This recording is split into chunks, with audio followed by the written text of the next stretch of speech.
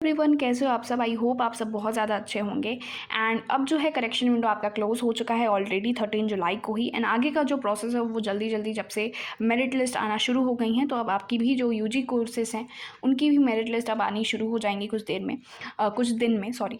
तो अब जो है गैप सर्टिफिकेट के लिए बहुत बच्चे पूछ रहे थे कि मैम गैप सर्टिफिकेट कैसे बनता है, क्या फॉर्मेट होता है, किस तरीके से हम उसे बनवा सकते हैं, कौन सा स्टैम्प पेपर ज़रूरत होता है, किसे नीडेड होता है, मतलब बहुत सारे क्वेश्चन गैप सर्टिफिकेट को लेकर के आ रहे थे। तो मैंने इस वीडियो में आपको गैप सर्टिफिकेट की सारी चीज़ें बता दी हैं कि क्या है, किसको ज़रूरत है, ठीक है, क्या फॉर्मेट है, ठीक है। पूरा मैं प्रॉपर एक गैप सर्टिफिकेट लेकर के आई हूँ बच्चे का, जिससे तुम समझ सकते हो कि कैसे कैसे सारी चीज़ें करनी है। अगर तुम्हें पूरा सेम भी करना है तो उसे तुम स्क्रीनशॉट लेकर के आगे तुम कर सकते हो, बनवा सकते हो खुद का भी, ठीक है, अपनी डिटेल्स चेंज करके। तो ठीक है, पहले देख लेते हैं कि गैप सर्टिफिकेट होता क्या है। ठीक है, तो गैप सर्टिफिकेट होता क्या है, यहाँ पे देख सकते हो, यहाँ पे लिखा हुआ है बहुत इजी लैंग्वेज में। मैं तुम्हें आराम से भी समझा देती हूँ कि गैप सर्टिफिकेट को हम गैप एफिडेविट भी कहते हैं। ठीक है, ये एक लीगल डॉक्यूमेंट है जो एक्सप्लेन करता है कि आप कितने टाइम के लिए, लाइक प्रीवियस एजुकेशन जब आपकी हुई थी क्लास 12th, उसके बाद जब आप एडमिशन कर रहे हैं किसी न्यू कोर्स में या ये न्यू यूनिवर्सिटी में, तब से आपके जो डेज थे, मतलब कितना गैप था, लाइक आप ड्रॉपर थे तो 1 साल हो सकता है, कोई बच्चा का 2 साल भी हो सकता है। तो उस गैप का रीज़न आपको वहाँ पे बताना होता है। It's state the reason for the gap, right? Such as preparing for competitive exam, personal reasons or other valid circumstances. ठीक है, तो कोई भी रीज़न अगर आपका है तो यहाँ पे मेंशन कर सकते हैं आप। तो मेजर बच्चे क्या करते हैं, कॉम्पिटिटिव एग्जाम का ही मेंशन करते हैं, वो बहुत ईजी है तो वहाँ पे मेंशन कर लेते हैं इसलिए। ठीक है, it is usually required by some colleges और यूनिवर्सिटीज़। कुछ कॉलेजेस में रिक्वायर्ड नहीं भी होता है और कुछ कॉलेजेस में रिक्वायर्ड होता है।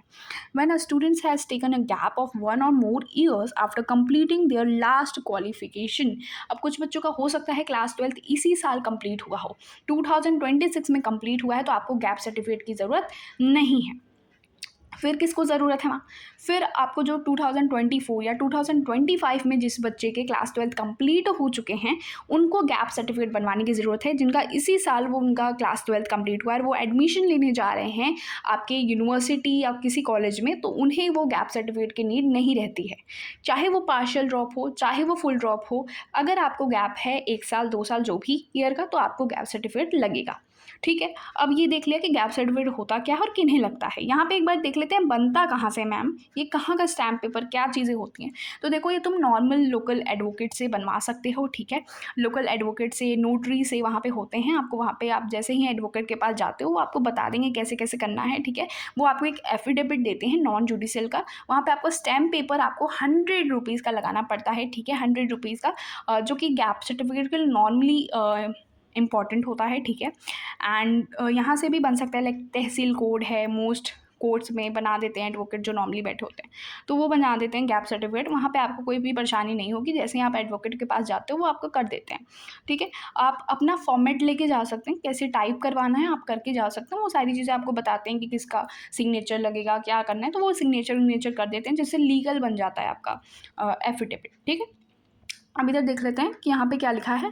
यहाँ पे लिखा है कि किनको ज़रूरत होती है, कहाँ कहाँ क्या रहता है। ठीक है, most colleges and universities require a gap certificate to be made on non judicial stamp paper पे। उन्हें मतलब कि बहुत सारे कॉलेजेस मांगते हैं, and notarized by the notary public advocate. ठीक है, जो कि आपको लीगली वैलिड एफिडेविट देते हैं। लीगली वैलिड एफिडेविट जो है आपका बन जाता है गैप सर्टिफिकेट। ठीक है, जब आपका एडवोकेट वहाँ पे नोटरी पब्लिक का सिग्नेचर कर देते हैं, वहाँ पे सारी चीज़ें लगा देते हैं वहाँ पे पूरा, तो पूरा प्रोसेस करने के बाद आपका पूरा लीगल वैलिड एफिडेविट बन के तैयार हो जाता है, जो आप अपने कॉलेज या यूनिवर्सिटीज़ में लगाते हैं। ठीक है, many colleges accept notarized gap affidavit on stamp paper. ठीक है, 100 का जो मैंने आपको यहाँ पे बताया।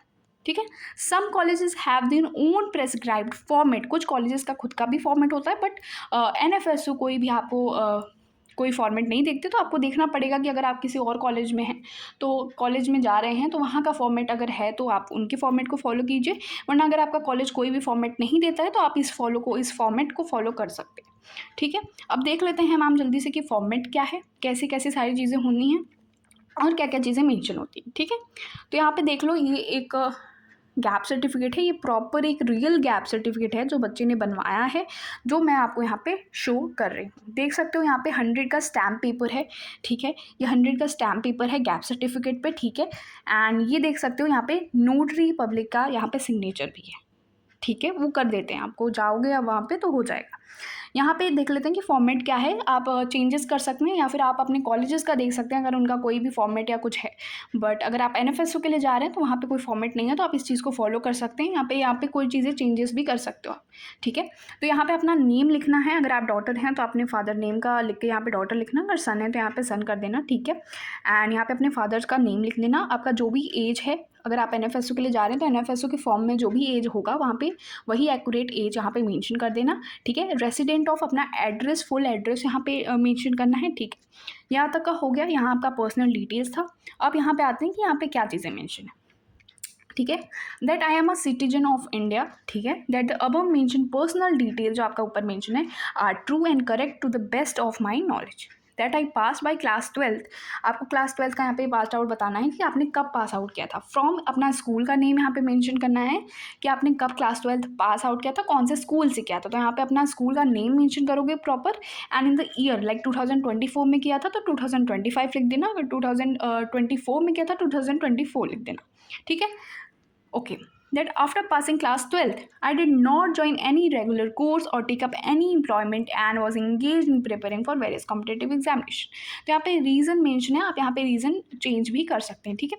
अगर ये किसी बच्चे 2025 में 12th कंप्लीट हुए तो ये उनका मेंशन रहेगा लाइक अप्रैल 2025 से टू जुलाई 2026। अगर किसी बच्चे का 2024 में कंप्लीट हुआ है तो वहाँ पे यहाँ पे 2024 हो जाएगा, ठीक है। That during the aforesaid period, I was not involved in any business profession or any lawful activities, ठीक है।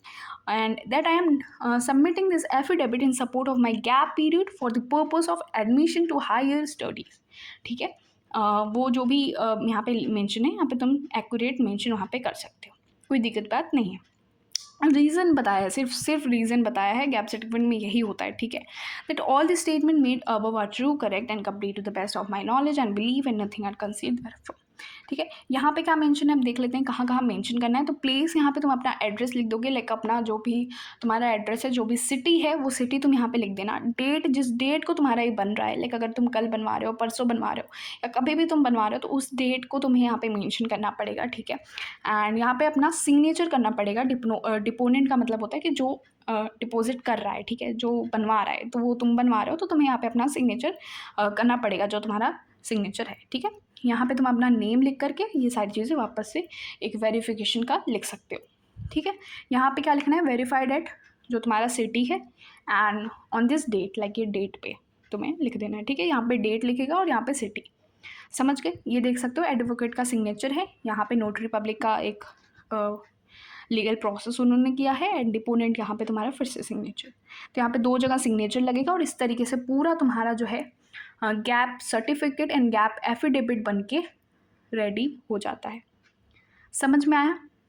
सारा चीज़ बहुत इजी तरीके से बताया है कि गैप सर्टिफिकेट किनको लगेगा, गैप सर्टिफिकेट है क्या, एंड गैप सर्टिफिकेट कहाँ से बनवा सकते हो, और गैप सर्टिफिकेट का फॉर्मेट क्या है। तो सारा चीज़ मैंने यहाँ पे पूरी वीडियो में आपको एक्सप्लेन कर दिया है डिटेल में। जिनको भी नीडेड है, लाइक 1 साल 2 साल पार्शियल ड्रॉप, फुल ड्रॉप, जो भी ड्रॉप है आप बनवा सकते हैं गैप सर्टिफिकेट, ठीक है। चलो फिर नेक्स्ट वीडियो में मिलते हैं, तब तक के लिए बेस्ट ऑफ लक। और अगर आप यही चीज़ चाहते हो कि सेम आप कर सको तो आप यहाँ से लाइक स्क्रीनशॉट कर सकते हो, ठीक है। स्क्रीनशॉट कर सकते हो यहाँ से एंड वहाँ पे बनवा सकते हो, ठीक है। चलो फिर बेस्ट ऑफ लक, आगे की वीडियो में मिलते हैं नेक्स्ट इन्फॉर्मेशन के साथ। तब तक के लिए बेस्ट ऑफ लक, इंतज़ार करो, मेरिट लिस्ट अच्छी आएगी। और ओके देन मिलते हैं नेक्स्ट वीडियो में, बाय बाय।